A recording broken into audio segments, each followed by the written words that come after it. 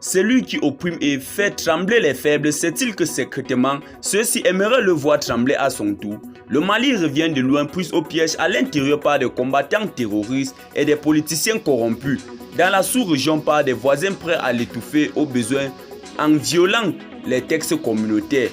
Au plan international par la France qui s'arroge le droit de parler de son nom à la tribune des Nations Unies. La résilience légendaire du peuple a mis en nu une évidence. Les forts parmi les petits sont souvent petits parmi les grands. Il a suffi que le Mali fasse appel à la Russie pour que les choses apparaissent telles qu'elles sont en réalité, soutenues par l'histoire. Pour plus d'informations, juste après le générique. Bienvenue sur notre chaîne d'information Afrique 24 Info. Ici, vous avez le meilleur de l'information à temps et à l'heure. N'hésitez pas de vous abonner à la chaîne si cela n'est pas encore fait et surtout d'activer la cloche de notification pour ne pas manquer nos prochaines publications. On commence. Avant de commencer la vidéo, nous tenons à vous rappeler que les images utilisées dans toutes nos notes d'information sont à titre illustratoire.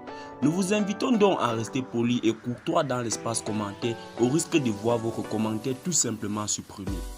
Merci et bon visionnage à tous. Quelle était l'armée la plus puissante du 19e siècle? Celle de Napoléon. Qui l'a vaincu? La Russie. Quelle était l'armée la plus puissante du 20e siècle? L'armée allemande d'Hitler. Qui l'a vaincu? Encore la Russie. La guerre en Ukraine est venue confirmer des faits qui interpellent particulièrement les pays du G5 Sahel. En effet, depuis 8 ans que le G5 Sahel est créé, l'Europe n'a pas trouvé les ressources nécessaires à son fonctionnement alors qu'en quelques jours, elle a pu réunir des milliards d'euros pour l'Ukraine. Composé, il est vrai que des blancs aux yeux bleus partagent les mêmes espaces. L'instabilité au Sahel n'est pas la préoccupation de l'Europe mais un moyen de pression pour soumettre des peuples affaiblis afin de faire main basse sur leurs ressources minières. C'est pourquoi il y a aujourd'hui une adhésion populaire non feintée aux autorités de la transition sous la conduite d'Assimi Goïta qui mérite son statut de héros national. Il avait pris le temps d'appeler tout le monde autour de la table des assises nationales de la refondation. Beaucoup ont répondu à son appel. D'autres ont fait le choix concret. Chacun doit s'assumer parce que les recommandations de ces assises sont devenues le programme de Malikoura. Le premier ministre Tchoro Kokala Maïga lui aussi est devenu le choix du président de la transition. Le peuple malien est pour le moment satisfait du couple le plus charismatique de la vie politique.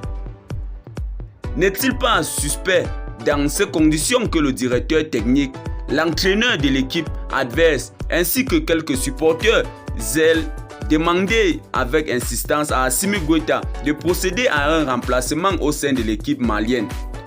La crise avec la CEDEAO a été difficile, mais elle a aussi fait du bien au Mali.